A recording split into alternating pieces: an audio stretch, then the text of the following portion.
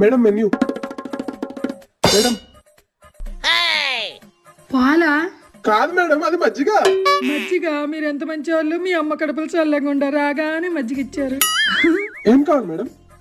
సరే, నాకు ఒక పప్పుచారు ఉప్పు చేప తీసుకురా.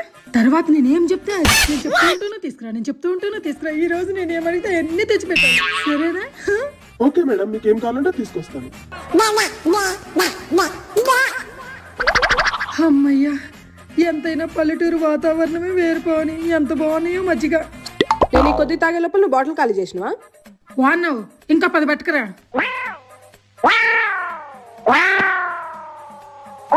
ఏంది ఇవన్నీ?